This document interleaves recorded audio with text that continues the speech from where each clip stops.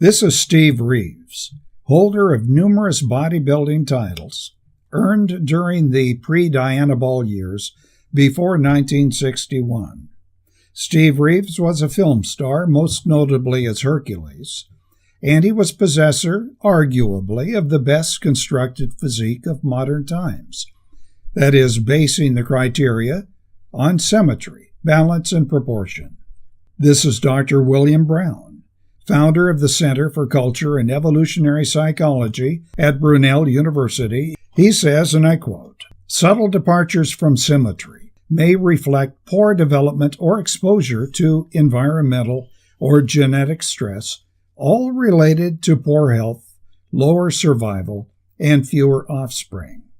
In other words, modern science, as well as general common sense, say that symmetry and balance and proportion are preferable attributes in men, as seen in broader shoulders and small hip-to-waist ratio, and in women with larger hips and breasts and longer legs.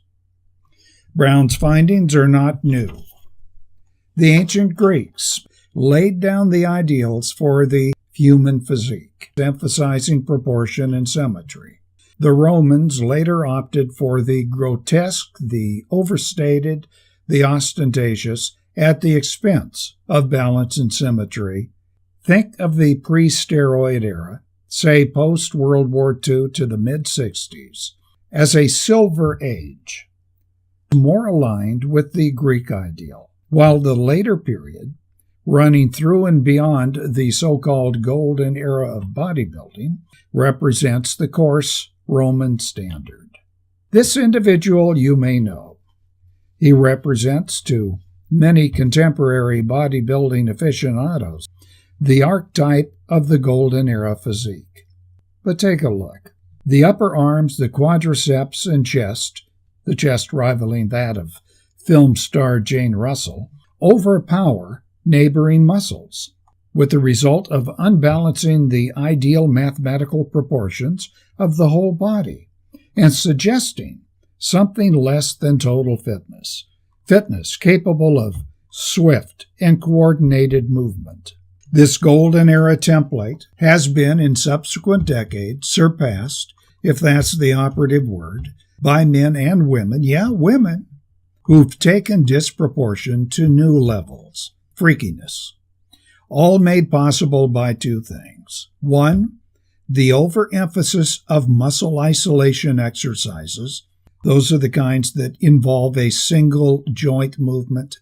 And number two, drugs, specifically anabolic steroids, far more powerful and versatile than the earlier Dianabol, plus human growth hormone, plus insulin, all of which in combination, and amounts that make competition today chemical warfare, that's how Lee Haney put it, have resulted in grotesque malformations, early deaths, a complete or near-complete depletion of the body's normal hormone production, and loss of most or all of the muscle gains.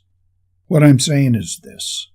The golden era of bodybuilding, though it may have appeared as such to those living then, during the anarchic summer of love period, did not represent the best, measured by criteria of balance, harmony, and proportion, valued for millennia, and shown more recently in myriad polling data to be favored by members of the opposite sex. The gold of the golden era of bodybuilding was pyrite, in my opinion.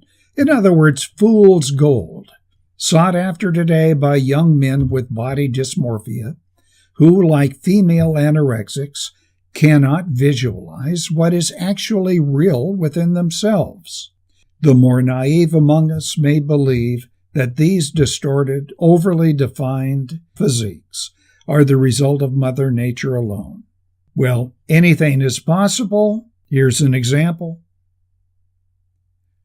But given the fact that the Golden Age bodybuilders have admitted to steroid use, and contemporary bodybuilders far and away exceed the earlier freakiness, and so much money is involved in competition, it is unlikely that any overbulked supervascular physique today is natural. This is E.T. Thanks for watching. Hit the like or dislike button. Comment below.